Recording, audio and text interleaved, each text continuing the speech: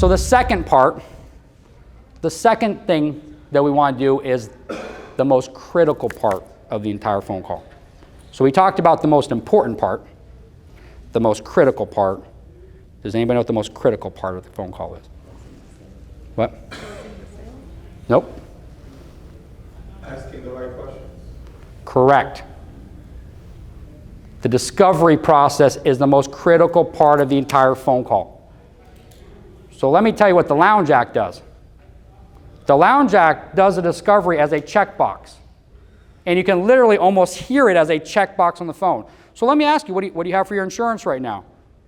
I have Obamacare. Okay, great. How much are you paying for that? Check, check, check. That's not a relationship. That's a transaction. Okay? The discovery is meant for this, and write this down because this is so crucial.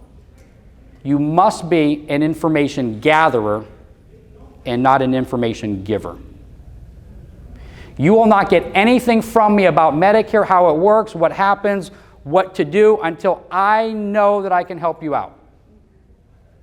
Many phone calls have started where there's a connection. They got a March birthday, we're laughing. You know, what's this Medicare say? Let me ask you a couple questions. Boom, discovery. You're not getting anything from me, George, until I know a little about your situation. How's it going to work? I'm here to help you. And then once I find out that I can't help George, I'm going to say, hey, George, it's so great meeting you. I said, never forget the 3, 2, 1. I'll see you later. Bye. You know, and I'll go through comments. So you have to view yourself as a doctor. When I walk into a doctor's office, I say, hey, my doctor, my chest is kind of hurting me a little bit right now. You know, oh, Greg, we need to do open heart surgery right now. Let's get to the hospital. Let's go. A prescription without a diagnosis is malpractice. A prescription without a diagnosis is malpractice. Okay? I have to take the time to find out what that person's situation is before I ever even talk to them about Medicare. So we do the opening, the discovery process. So let me give you an example of a Lounge Act and a Rockstar. So here's the Lounge Act. George, what do you have for insurance right now? Oh, I have Obamacare. Okay, what are you paying for your insurance right now, George? That's the Lounge Act. So now let me tell you about the Rockstar. Same conversation. George, what do you have for your insurance right now? I have Obamacare.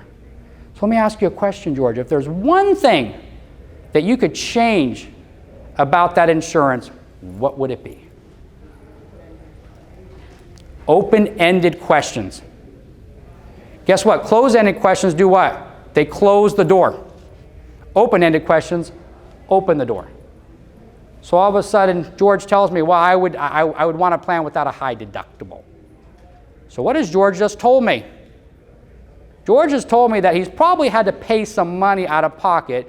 George might have some health issues right now. So I'm going to follow that up with, George, how's your health? Well, Greg, it's not so good. I mean, it's fine right now, but I had a heart attack like 2 years ago. And let me ask you a question, George. How did that make you feel when you had that heart attack? I'm digging 3, 4 layers back because George is all of a sudden realizing that he's not talking to a Lounge Act right now. He's talking to a rock star.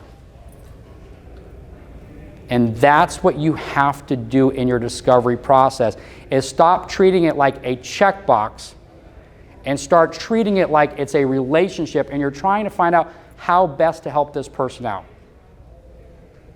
I call it the illusion of control. They feel like they're controlling things still, but you're giving the illusion of it because you're directing it. And they're giving you information that you can use and they don't even understand what they're doing. Okay? So you have to, at the end of the day, go ahead and, we're getting close on time? 1 minute, okay. Last thing real quick is this, is I call it the pen and paper approach. Okay? On the pen and paper approach is so important is that when you've done your discovery and you found out that I found out I could help George out, I'm going to tell George, grab a pen and paper. Okay? Because the pen and paper does 3 things. It creates commitment, George is just committed to actually go do something I told him to do. Okay? Secondly, it controls the direction of the call. It keeps me on task because I know exactly which direction to go down. If they try pulling me off, I know, hey, I haven't got to section 2 yet, I haven't got to section 3 yet. And it also correlates to retention because they start retaining what you're saying. Okay? The last thing real quick, I don't have really time to go into it. I would ask every one of you, if you want to learn more about how to be a Medicare sales rock star, join our Facebook group, Medicare Rockstars. I handed those out earlier. Come grab one from me. But as a sales rock star, you have to expect resistance on every single phone call. Every single phone call, you have to accept resistance. You have to expect resistance. I've had some of the greatest phone calls that were referrals that I thought this person was going to go ahead and name their child after me. That all of a sudden at the end just went crazy. You have to expect resistance on every phone call during the entire phone call. Okay?